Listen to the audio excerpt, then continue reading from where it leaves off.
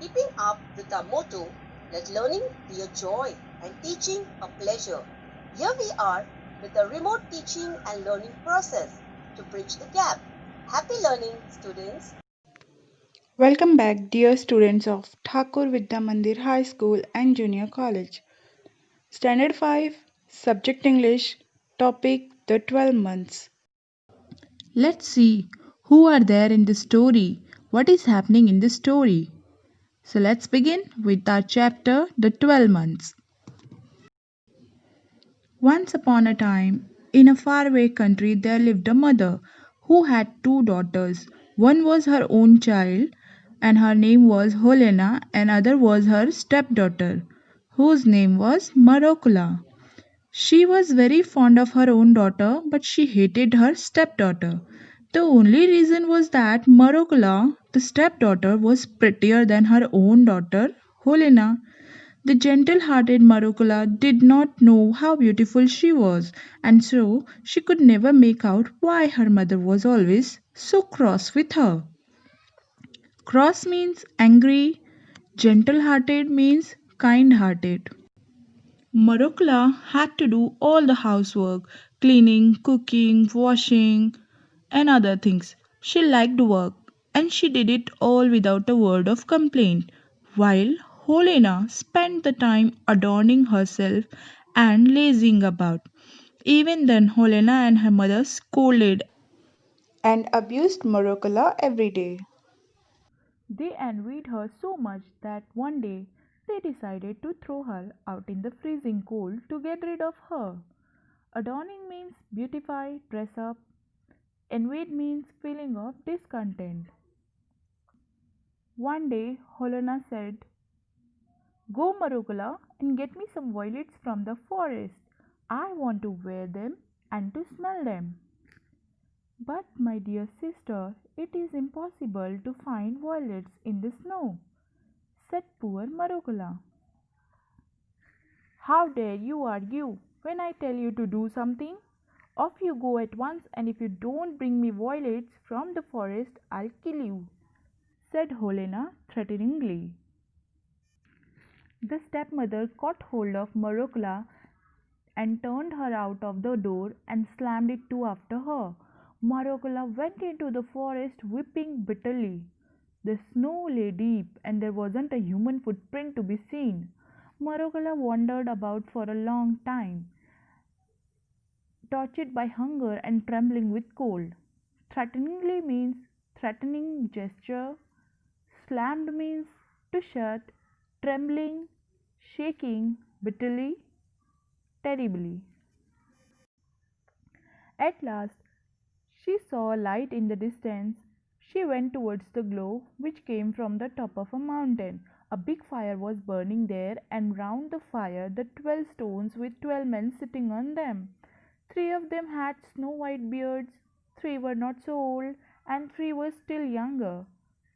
The three youngest were the handsomest of them all. They were not speaking, but all sitting silent. These 12 men were the 12 months. Great January sat highest of all. His hair and beard were as white as snow, and in his hand he held a club. Marukla was frightened. She stood still for a time in terror, but growing bolder, she went up to them and said, "Please, kind sirs, let me warm my hands at your fire." Great January nodded and asked her, "Why have you come here, my dear little girl? What are you looking for?" "I am looking for violets," said Marukula. "This is no time to be looking for violets, for everything is covered with snow," said January. "Yes, I know, but my sister Helena and my stepmother said that I must bring them some violets from the forest. If I don't bring them, they'll kill me. Tell me, fathers, please tell me where I can find them." Great January stood up and went to one of the younger months. It was March, and giving him the club, he said, "Brother, take the high seat." March took the high seat upon the stone and waved the club over the fire. Club means stick. The fire blazed up. The snow began to melt, the trees began to bud, and the ground was at once covered with grass. It was springtime. The violets began to bloom among their little leaves, and before Morokla had time to think, so many of them had sprung up that they looked like a blue cloth spread out on the ground.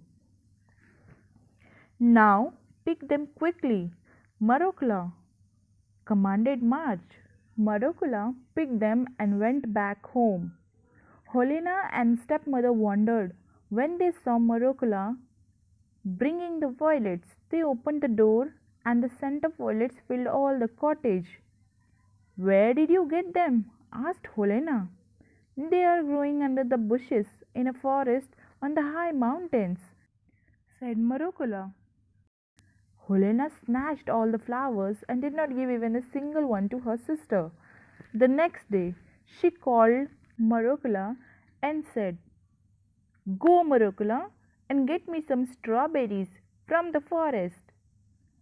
"Alas, dear sister, where could I find any strawberries in this hard winter?"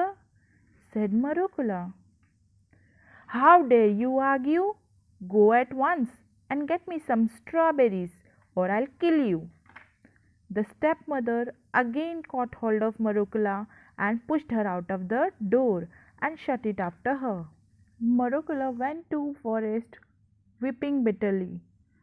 Again she went to the 12 months, and again she asked for the help, and she asked where could she can find strawberries. Again the great January handed the club to the month June and said, "Brother, take the high seat." June took the high seat upon the stone and swung the club over the fire. The fire shot up, and its heat melted the snow in a moment. The ground was all green, the trees were covered with leaves, the birds began to sing, and the forest was filled with all kinds of flowers. It was summer. Now the ground under the bushes was covered with the white starlets. The starry blossoms were turning into strawberries every minute.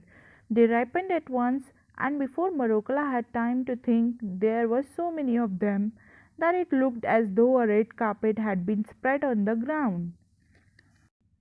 "Pick them at once, Morokala," commanded June. Morokala picked them joyfully, and she had filled her apron full, and she thanked the months and went back to home. Helena and stepmother was wondered again. Now, again the next day, Helena ordered Morokala to bring some red apples. The stepmother did the same thing. She threw her out of the door and shut it after her. Morokala went to the forest again, weeping bitterly, but this time she did not wander here and there. She went to the 12 months and again asked for the apples. Now, this time, January handed the club to the month September.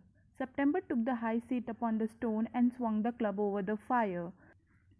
Fire began to burn with a red flame. The snow began to melt, but there was a cold wind that sent the faded leaves down to the ground. It was autumn. Morokala saw just one apple tree with red apples hanging high among its branches. "Shake the tree at once, Morokala," commanded September. Morokala shook the tree, and first one apple fell down, and then another. "Now, Morokala, that's enough. Run home quickly," shouted the months. Morokala went back home.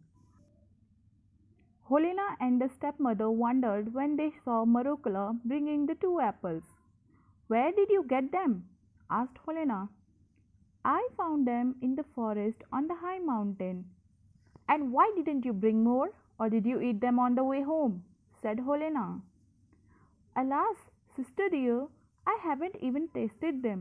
I shook the tree twice, two apples fell down, and they wouldn't let me shake the tree again. They shouted to me to go straight home." Helena tasted the apples. It was so delicious that she told her mother She had never tasted anything so nice in all her life. The stepmother also liked it. When they finished, they wanted some more. So now, this time, Helena wanted to go to the forest to bring the apples.